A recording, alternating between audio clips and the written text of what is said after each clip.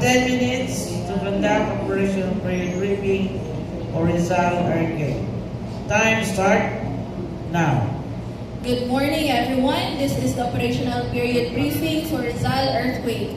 Kindly turn off your cell phones and settle down. Operational period is from 600 hours to 1800 hours, September 17, 20XX. So this briefing will cover incident objectives, current situations, assignments, and updates. Now to start with the incident objectives, please refer to Form 202 of the Incident Action Plan.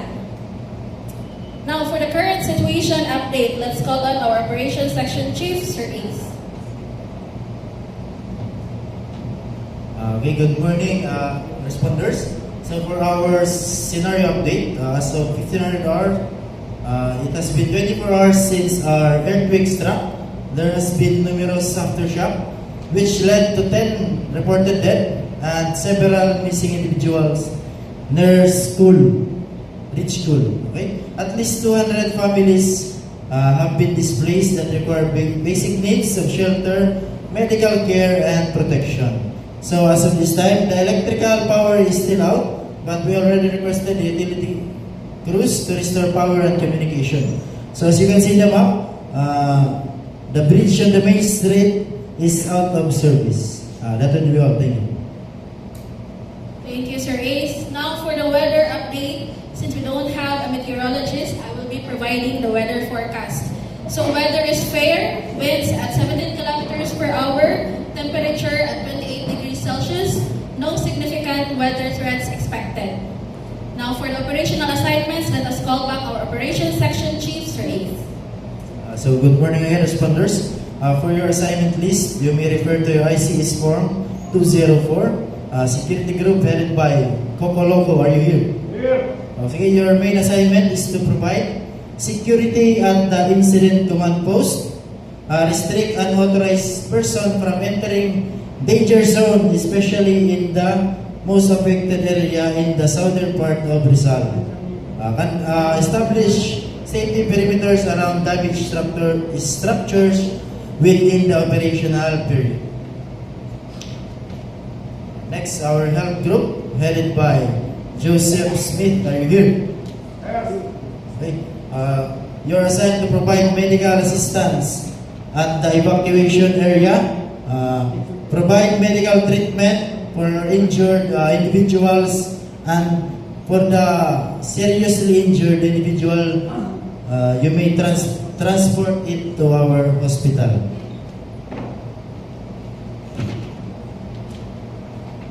Next, our clearing group headed by Paul Dimagiba. Are you here? Sir. Okay, you are assigned to move debris from the road blockage on the southern part of our Rizal. Ensure that all roads are clear so that our operation, evacuation, and restoration of Rizal will function properly. Next is our evacuation group headed by Johnny Sims. Are you here? Yes, sir. Okay. You are instructed to ensure safe transportation of affected families from the southern and eastern part of Rizal, going to the evacuation center within the operational period. Division A headed by Lorena Lopez. Are you here? Here. Okay, you are assigned to distribute relief goods for affected individuals at the evacuation center. You are also instructed to provide continuous education to the children affected of the earthquake from 0800 hours to 1700 hours. Division B headed by Emma Yu. Are you here? Here. Okay, you are in charge for the search, rescue, and retrieval operation, especially on the collapsed structure in the affected area near the Ridge School. You are also assigned to repair damaged telecommunication systems on the southern and eastern part of affected area within the operational period. So that will be all for our assignment list. Thank you. Thank you, Sir Ace. Now for safety briefing, We have our safety officer, Sir Anthony. Thank you. Good morning, everyone. Please refer your ICE's form 208 for our safety protocols. Don't forget to wear your personal protective equipment at all times is a must. Always observe body-body system. And during aftershocks, remember to drop, cover, and hold, and immediately go outside the building. If there is hazardous materials incidents, make sure to use appropriate personal protective equipment. During rescue of trapped victims, use lifelines, taglines, and self-contained breathing apparatus. Be cautious at all times. Minimize number of casualties. And remember that our top priority is the safety of the responders and the general public. Thank you and keep safe. Thank you, sir. Now for the logistical concerns, please refer to our ICS Form 205 and 206. And here is our Logistics Section Chief, Ma'am Venice.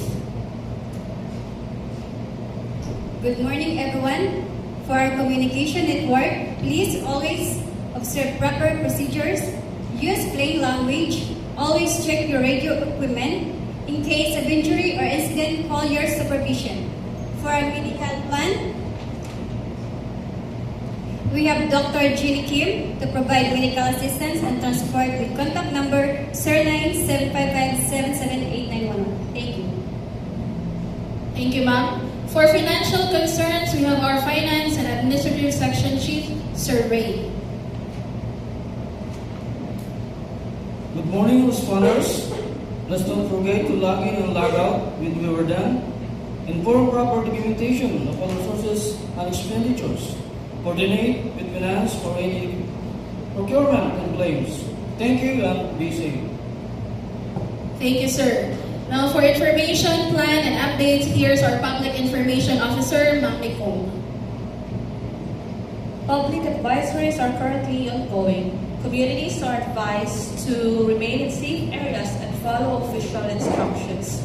In your incident action plan, you will see a list of our contact informations. Updates will be issued regularly. Thank you. Thank you, ma'am. Now for our cooperating agencies, we have our liaison officer, Sir Joy. Good morning, responders. I am your liaison officer.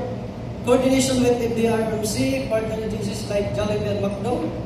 They provided 100 food meals for members of IFT and volunteers. As of the moment, additional resources for the 15 families are being mobilized. Thank you. Thank you, sir. Now for closing comments and message, let us call our incident commander, Ma'am Mary Joy Heraldo. Okay, once again, good morning. As incident commander, I would like to remind everyone to maintain focus on life safety and responder safety. Ensure coordination and accountability at all times. And you should execute all assignments as planned. Thank you for your hard work and stay safe. Thank you, IC. Now all divisions and group supervisors proceed to breakout sessions for detailed assignments. Security and Safety Group, Room 1, Health Group, Room 2, Clearing Group, Room 3, Evacuation Group, Room 4, Division A, Room 5, and Division B, Room 6. Breakout meeting will begin immediately. This concludes our operational briefing period. Thank you, everyone.